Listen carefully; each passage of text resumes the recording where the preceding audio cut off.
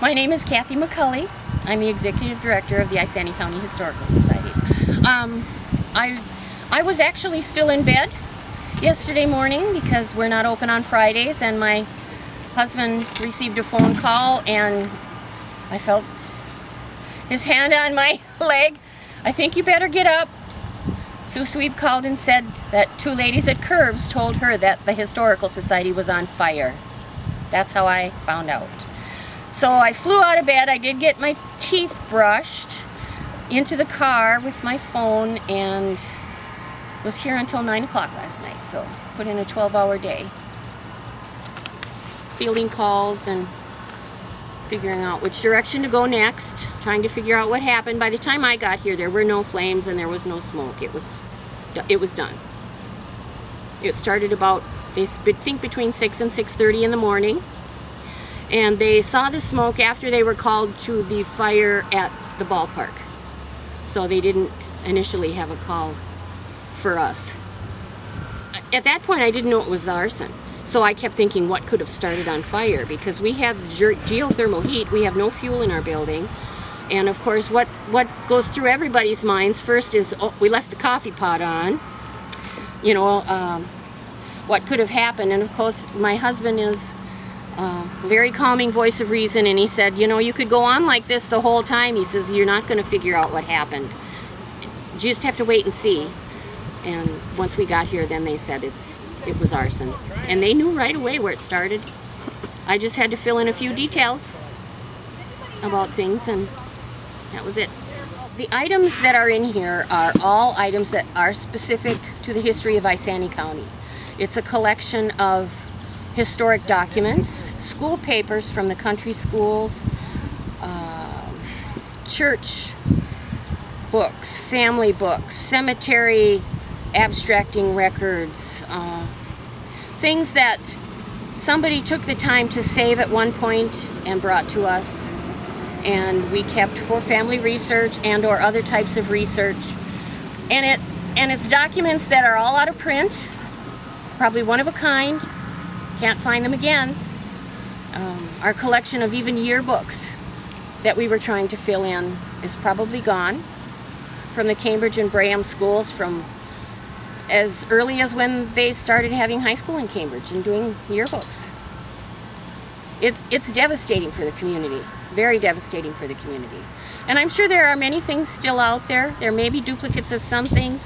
There are going to be many, many things that will just be gone forever as a result.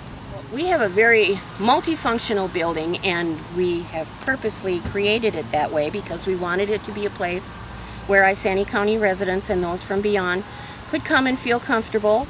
So we use it for, we rent it out for reunions. We had regular renters, Weight Watchers held their meetings here. Because we're all one story, all handicap accessible, it's a very popular place to be. We're kind of rural. It's a very nice setting.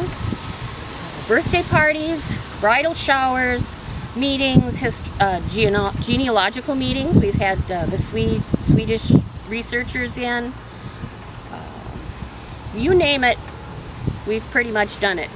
Coffee house series through the pack, many musical performances, bands, festivals. It was a place that we met quite often. Well, the building was constructed in 1997 by a group of individuals that decided it was time that the Historical Society had a permanent home.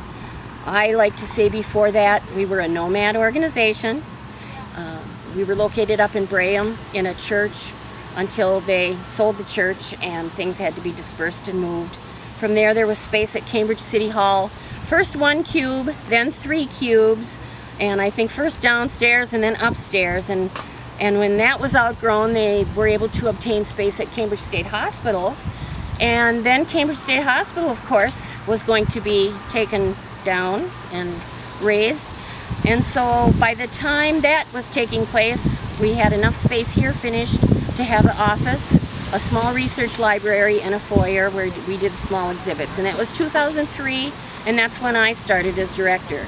And from 2003 then, we worked to complete our meeting room in the back. It was a 32 by 56 room. that we could have displays around the edge. We had a lot of display cases on casters, so it was very flexible.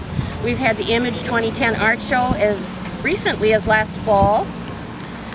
And we had a commercial catering kitchen, so that people that did rent it and were having wedding receptions would have a nice kitchen. And it was a beautiful kitchen. We had many compliments on that kitchen, all stainless steel.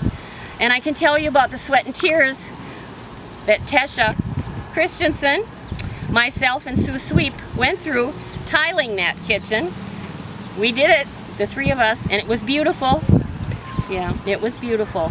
So, and then we had the archival storage, of course. So we're making the best of use of the space that we could with what we had.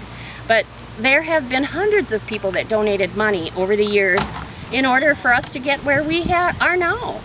And we have been in business for 46 years, so even throughout all those travels from one place to another of locations, there have been things donated along the way and accepted and entrusted to us. And this is devastating for the whole community to have lost this. But we will rebuild. We're tough. You will be hearing from us quite regularly through news media outlets, Facebook. We have an e-newsletter, our website, www.ichs.ws. Get on our mailing list. We will be sending out notifications on how you can help. We are going to rebuild. We need to start collecting again, and there will be specific needs. So if you would like to hear about those things, get on the mailing list, and we'll keep you informed about what's going on with pictures as well. The board is going to have some decisions to make, as will I, and we'll go forward from there. What's done is done, as awful as it is, so we have to just pick up and go forward. That's about as positive as I can be today. Yeah, it's a lot of work, and it's just starting.